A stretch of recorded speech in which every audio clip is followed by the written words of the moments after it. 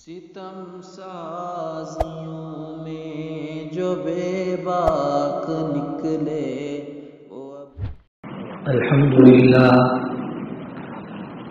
لله وكفى وسلام على عباده الذين اصطفى أما بعد فأعوذ بالله من الشيطان الرجيم بسم الله الرحمن الرحيم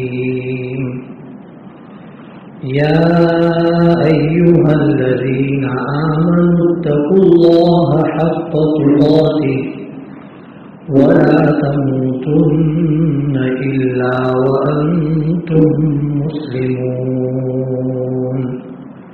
صدق الله العظيم.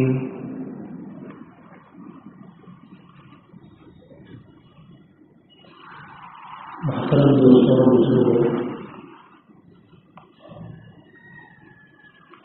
اس دنیا میں اللہ تبارک و تعالی نے انسان کو اگر سب سے بڑی کوئی نعمت دی ہے تو وہ نعمت ہے ایمان کی. اس دنیا میں انسان کے پاس اللہ کی دی ہوئی سب سے بڑی نعمت کوئی ہے تو وہ ہے ایمان.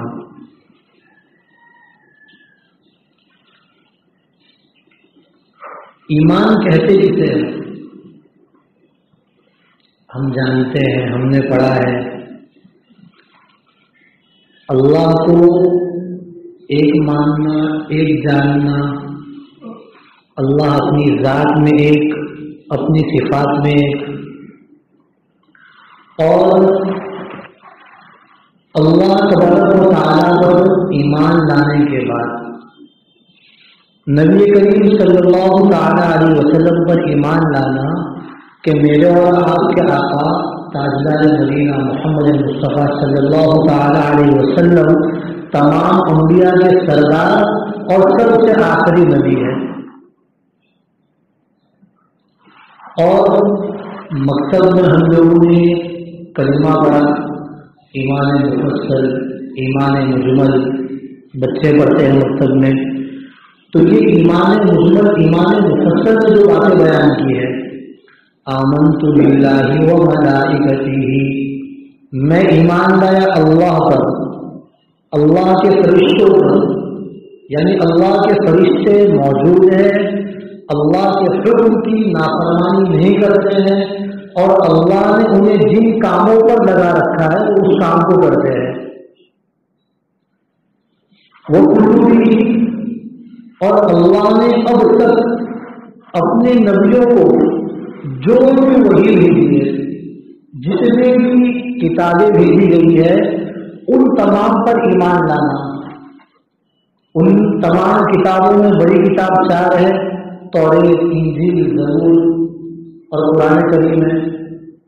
تو اس پہ ایمان رکھنا کہ یہ سب کے سب اللہ تبارک و تعالیٰ نے اپنے نبیوں کو دی ہیں، اور ان نبیوں نے ان کتابوں کے احکام اپنی امت تک پورے کے پورے پہنچائے. یہاں ایک بات بتا دوں آپ کو کہ موجودہ دور میں توریت، زبور اور انجیل، ان تینوں کو ملا کر جوڑ کر ہولی بائبل جسے کہتے ہیں، گجراتی میں اس کا ترجمہ چھپا ہوا ہے پویتر کتاب کے نام سے. تو یہ زبور، انجیل، توریت تینوں کو جمع کر دیا گیا ہے. اور ان عیسائیوں کے پاس ان کی کتابوں کے اتنے الگ الگ ایڈیشن تھے، یہاں کی کتاب میں کچھ اور لکھا ہے، فرا جگہ کی کتاب میں کچھ اور لکھا ہے. تو 60-70 سال پہلے ان تمام کتابوں کو جمع کیا گیا، اور ان کے علماء کی، پادریوں کی ایک کمیٹی نے اس کا بیٹھ کر مطالعہ کیا، اور پھر انہوں نے اللہ کی کتاب کے مطابق فیصلہ کیا کہ اس کو باقی رکھنا، اس کو نکال دینا ہے. کتاب اللہ کی رکھنا کسے، نکالنا کسے ہے، یہ ان کے پادری فیصلہ کر رہے ہیں. تو موجودہ دور میں ان کی جو آسمانی کتابیں ہیں ان میں تبدیلی ہو گئی ہے. ان میں تبدیلی ہو گئی ہے. ہمیں یہ ایمان رکھنا ہے کہ اللہ تبارک و تعالیٰ نے ان نبیوں کو ان کے زمانے میں جو کتاب دی تھی وہ صحیح دی تھی اور ان کتابوں کے احکام کو انہوں نے امت تک برابر پہنچایا. آگے وہ رسولی اللہ تبارک و تعالیٰ کے رسولوں پر ایمان لانا. قرآن کریم کہتا ہے آمن الرسول بما انزل الیہ من ربہ والمؤمنون کل آمن باللہ وملائکتہ وکتبہ ورسلہ لا نفرق بین احد من رسلہ. تمام رسول جتنے اس دنیا میں آئے، ہر ایک رسول نے، ہر پیغمبر نے اللہ کی طرف سے دیے ہوئے احکامات پورے کے پورے پہنچائے. اور جتنے بھی نبی کو، جتنے رسولوں کو اللہ نے بھیجا ہے ان کی صحیح تعداد ہمیں پتہ نہیں ہے، لیکن ایمان یہ رکھنا ہے کہ جتنے نبی آئے، جتنے رسول آئے وہ برحق تھے، اللہ کے پیغمبر تھے اور انہوں نے اللہ کے احکام بندوں تک پہنچائے. اب لا نفرق بین احد من رسلہ، یہ قرآن کی جو آیت ہے یہ ہمارے لیے ایک بہت بڑا پیغام ہے. جو یہودی ہیں، حضرت موسیٰ علیہ السلام کو ماننے والے، یہ یہودی جو ہے یہ حضرت عیسیٰ علیہ السلام کو نبی نہیں مانتے ہیں. اسی طرح سے عیسائی جو ہے وہ حضرت موسیٰ علیہ السلام کو نبی مانتے ہیں، خود اپنے پیغمبر حضرت عیسیٰ علیہ السلام کو نبی مانتے ہیں، مگر وہ ہمارے اور آپ کے پیغمبر جناب رسول کریم صلی اللہ تعالی علیہ وسلم کو نبی نہیں مانتے. اب قرآن ہمیں سکھا رہا ہے کہ ہمیں اس طرح نہیں کرنا ہے کہ صرف ہم ہمارے پیغمبر کو مانیں گے اور عیسائیوں کے پیغمبر، یہودیوں کے پیغمبروں کو ہم نے چھوڑ دیا. ہم تمام نبیوں پر ایمان لائیں گے اور ان نبیوں پر ایمان لانے کے ساتھ ساتھ سب سے بڑا اور سب سے اہم عقیدہ یہ ہے کہ ہمارے اور آپ کے جناب جو رسول ہے جناب محمد مصطفیٰ صلی اللہ تعالی علیہ وسلم، یہ اللہ کے آخری رسول، آخری نبی، آخری پیغمبر ہے اور آپ کے بعد قیامت تک، قیامت کی صبح تک کسی بھی قسم کا کوئی بھی نبی پیدا نہیں ہوگا. کسی بھی قسم کا کوئی بھی نبی اس دنیا میں آئے گا نہیں، دنیا میں پیدا نہیں ہوگا، نئی شریعت لے کر نہیں آئے گا. اور حضرت عیسیٰ علیہ السلام قیامت سے پہلے جب تشریف لائیں گے تو نبی بن کر نہیں تشریف لائیں گے، بلکہ وہ ایک امتی کی حیثیت سے امت محمدیہ میں تشریف لائیں گے وہ. اس لیے ہمارا عقیدہ ہے کہ اب اللہ تبارک و تعالیٰ ہمارے رسول صلی اللہ تعالی علیہ وسلم کے بعد قیامت تک کسی نئے نبی کو نئی شریعت لے کر نہیں بھیجے گا. اور جو آدمی اس میں کہیں پر بھی سوراخ نکالتا ہے کہ نہیں فلاں نبی، فلاں قسم کا نبی، فلاں قسم کا نبی آئے گا، نبوت ختم ہو گئی مگر نبوت کا ایک دروازہ باقی رہ گیا، چنانچہ ہمارے جو حضرت ہے، ہمارے جو بزرگ ہے وہ فلاں نبی ہے، کوئی بھی چور دروازہ نکالتا ہے تو وہ قرآن کی اور احادیث کی سری خلاف ورزی کرتا ہے، اس کا ایمان خطرے میں ہے.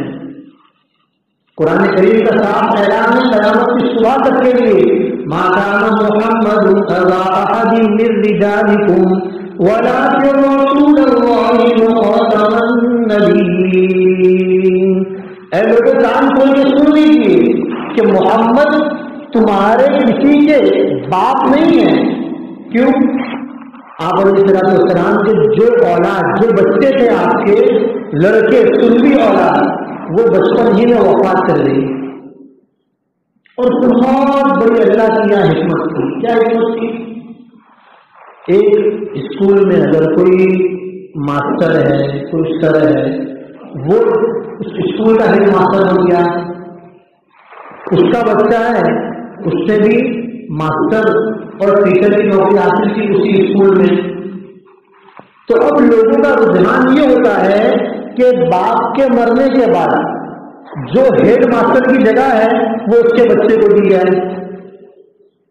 ایک مسجد کا متولی ہے, علاقے کا ذمہ دار ہے, اس کے دنیا سے جانے کے بعد اس کی جگہ پر اس کے بچے کو بٹھایا جائے. دنیا کا ماحول ہے یہ. تو اسی طرح دنیا والے یہ نہ کرے کہ نبی کریم صلی اللہ تعالی علیہ وسلم کی وفات کے بعد آپ کے بچوں کو, آپ کی سنی اولاد کو نبوت اور نبی ماننے لگ جائیں. اس لیے بچپن ہی میں آپ کی جو سنی اور آپ کی جو نرینہ اولاد تھی, لڑکے مذکر اولاد تھی, ان کی وفات ہو گئی. لیکن اس کا مطلب یہ نہیں ہے کہ آپ کی کوئی اولاد نہیں ہوتی, بلکہ پوری امت آپ کی روحانی اولاد ہے. اور اسی کا ذکر آ جایا ولیکن, لیکن جو محمد مصطفیٰ صلی اللہ تعالی علیہ وسلم ہے یہ پوری امت کی, پوری امت کے لیے روحانی باپ ہے اور خاتم النبیین ہے. نبوت کے سلسلے کے اوپر آپ نے مہر لگا دی. کیا مہر لگائی؟ ہم سب نے کچھ وقت پہلے تک جو خط وغیرہ بھیجے جاتے تھے وہ زمانہ ہم نے دیکھا ہے. تو ہم لوگ جاتے تھے وہاں پوسٹ آفس میں, تو اپنے خط کو بند کرنے کے لیے وہ لاکھ سیاہ کلر کا مارکا ہوتا تھا, تو اسے بند کر کے اس کے اوپر اسٹیمپ مار دیا جاتا تھا. ربر اسٹیمپ جس طرح ہمارا ہوتا ہے اس طرح وہاں لوہے کا اسٹیمپ بنا ہوتا تھا, اور وہ لاکھ جو ہے تھوڑا نرم جیسا ہوتا تھا. جب اس کے اوپر مار دیا جاتا تھا تو اس لوہے کے سکے پر اسٹیمپ پہ جو لکھا ہوتا تھا وہ اس کے اوپر نشان ظاہر ہو جاتا تھا, گویا وہ سل قید ہو گیا. سل قید والا مطلب یہ ہے کہ اب اس میں کسی زیادتی کی گنجائش نہیں ہے. تو نبوت کے جتنے سلسلے, جتنے نبی آئے, اللہ کے رسول صلی اللہ تعالی علیہ وسلم نے اس پر مہر لگا دی کہ اب اس کے بعد کوئی نبی پیدا نہیں ہوگا. تو یہ وہ ملائکتی وہ کتبی وہ رسولی کا مطلب یہ ہے. وہ یوم الآخری, آخرت کے دن پر ایمان لانا ہے.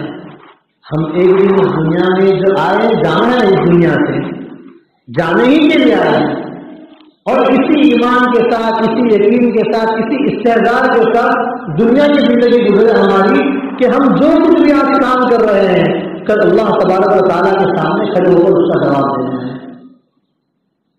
والقدر خیرہ وشرہ من اللہ تعالی, اور اس دنیا میں ہمارے ساتھ جو بھی معاملہ ہو رہا ہے, اچھائی کا معاملہ, برائی کا معاملہ, یہ ہماری تقدیر میں لکھا گیا ہے, اور ہماری تقدیر ہمارے رب نے بنایا ہے.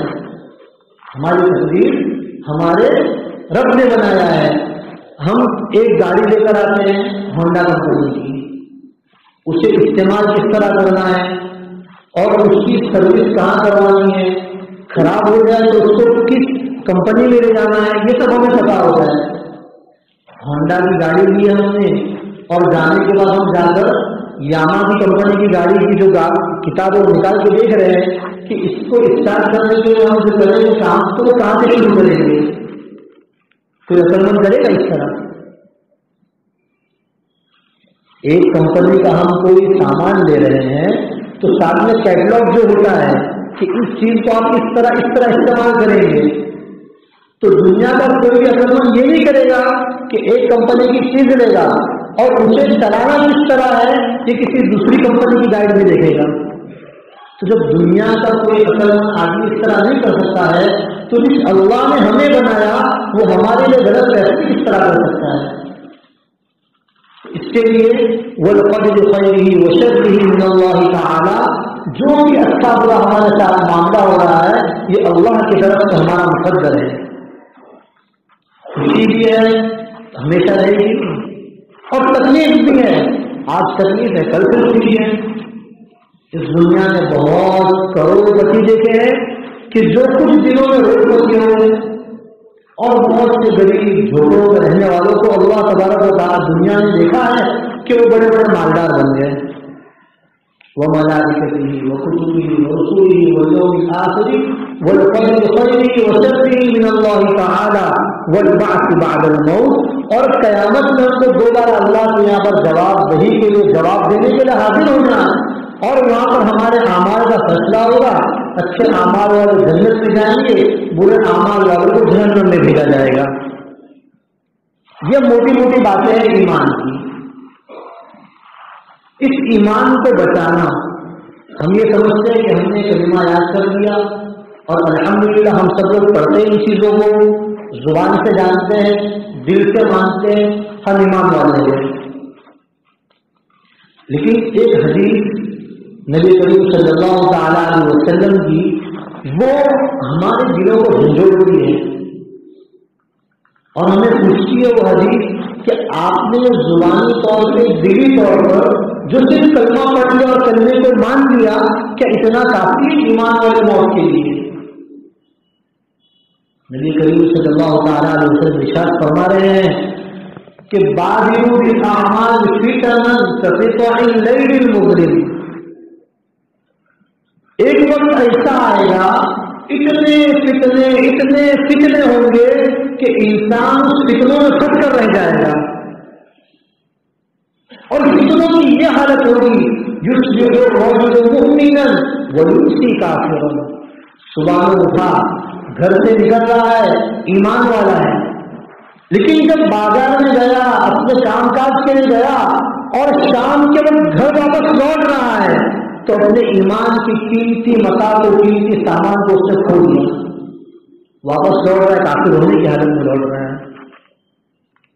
آدمی شام کو سو رہا ہے، بیوی بچوں کے ساتھ ہے، جب گھر پہ موجود ہے تو اس وقت وہ آدمی ایمان والا ہے.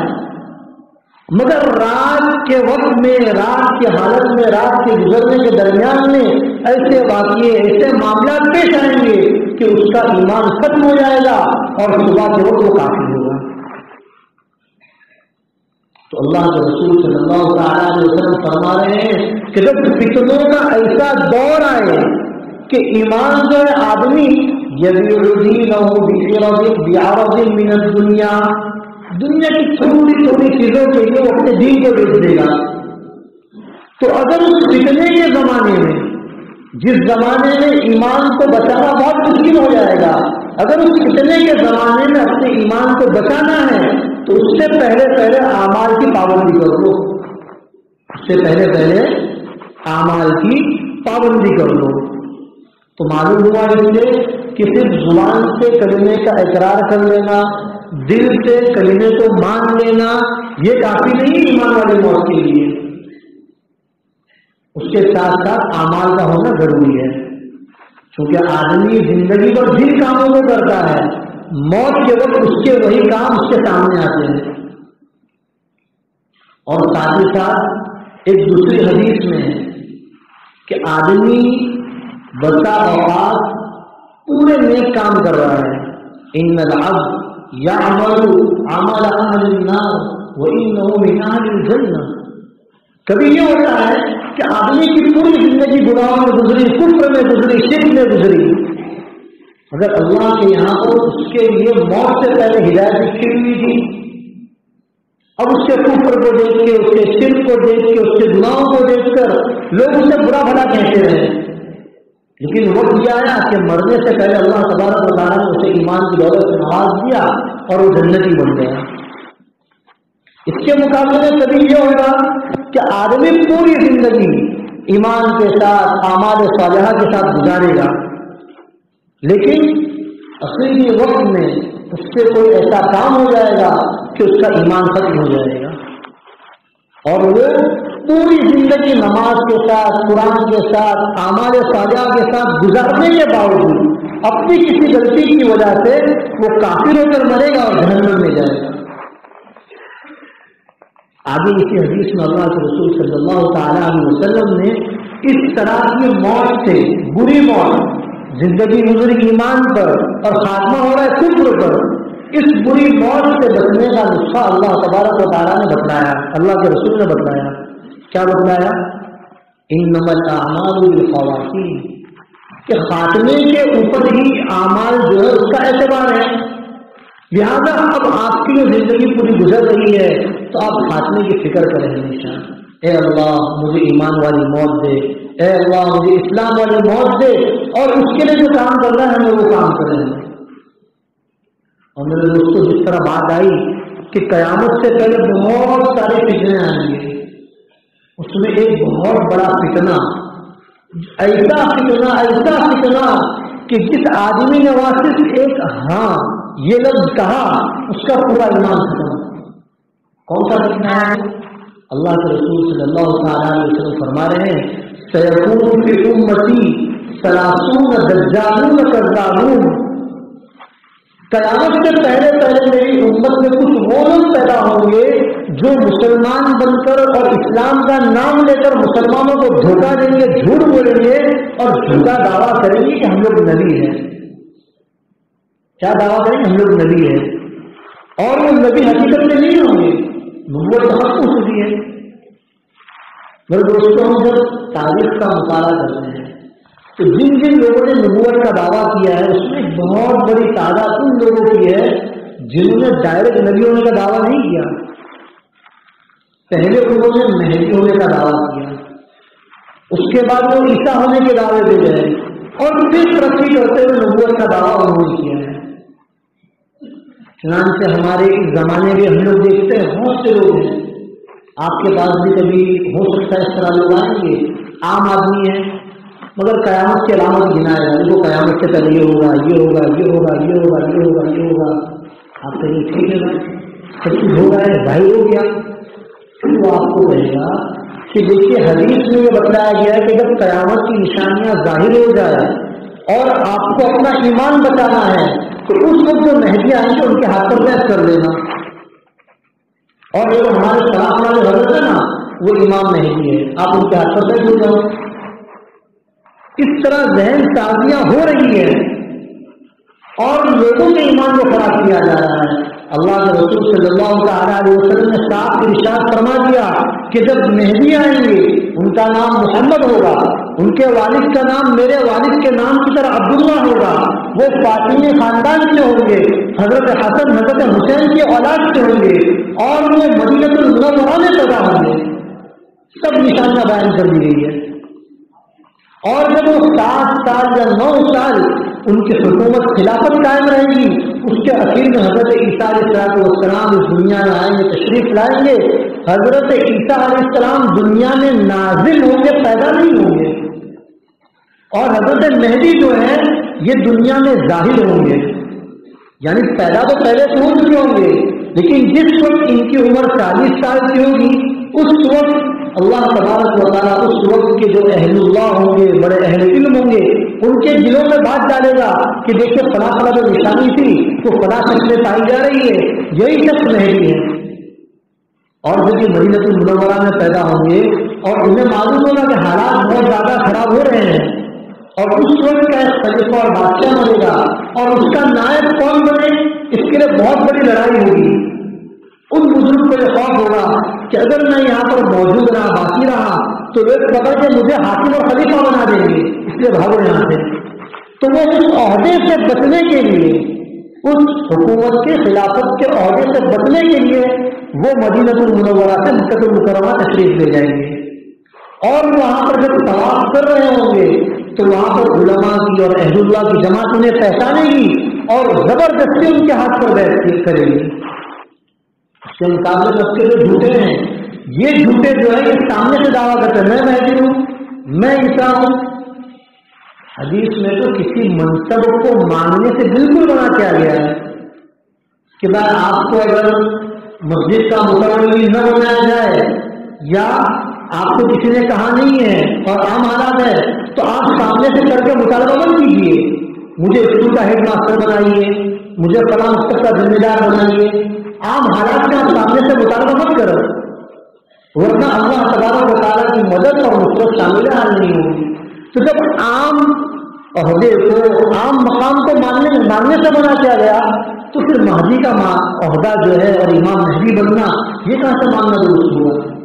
اس لیے میرے دوستوں ہمارے گجرات میں بھی حالات پیدا ہو رہے ہیں کہ کچھ لوگ آتے ہیں اور بہت اچھی باتیں کرتے ہیں، ہماری مسجدوں میں ہمارے ساتھ نماز پڑھتے ہیں، ہمارے جلسوں میں ہماری چیزوں میں شریک ہوتے ہیں، جماعتوں میں ہمارے ساتھ چلتے ہیں اور وہاں سے ہمارے جوانوں کا ذہن خراب کرتے ہیں اور پھر ان کو پورا کی پورا منظم سازش پوری رچی جاتی ہے اور ان کے ایمان کو خراب کر دیا جاتا ہے. اور ان کی سب سے پہلی جو کوشش ہے وہ یہی ہے کہ علماء سے آپ اعتماد مت کیجیے، کیونکہ یہ جو علماء ہے یہ علماء تقریر کرتے ہیں، بیان کرتے ہیں، مدرسہ پڑھاتے، پیسہ دیتے ہیں، تو جن کی خدمت تھوڑی کرو تو تجارت کر رہے ہیں، تو تاجروں کی بات آپ کیوں مانتے ہیں؟ اس طرح سے دھوکہ دے کر عوام کو علماء سے کاٹتے ہیں۔ اس لیے میرے عزیز دوستوں اور بزرگوں، بہت ہی عاجزانہ آپ سے گزارش ہے کہ جب بھی آپ کے ساتھ کوئی آدمی آ کر، کوئی بھی آدمی اس طرح کی باتیں کرے تو آپ اس وقت گوگل پہ سرچ نہ کریں جواب دینے کے لیے، گوگل پر اور یوٹیوب پر سرچ نہ کریں جواب دینے کے لیے، بلکہ اپنے مسجد کے امام ہیں، مکتب کے جو علماء ہیں، اپنے قریب کے مدارس کے جو علماء ہیں، ان سے آپ فوراً جا کر رابطہ کریں، اور جب تک آپ ان کے ساتھ مل کر جڑ کر چلتے رہیں گے، اللہ تبارک و تعالیٰ کی مدد اور اس میں شامل حال رہے گی، ہمارا ایمان باقی رہے گا۔ اللہ تبارک و تعالیٰ سے دعا فرمائیں کہ اللہ تبارک و تعالیٰ ہماری اور پوری کے پوری امت مسلمہ کے ایمان کی، اعمال کی حفاظت کرے، اور اس طرح کے جتنے بھی فتنے ہیں، جتنے بھی جھوٹے نبوت کا دعویٰ کرنے والے، جھوٹے رسالت کا دعویٰ کرنے والے، اللہ ان سے ہماری اور ہماری پوری نسلوں کی حفاظت فرمائے۔ اللہ تبارک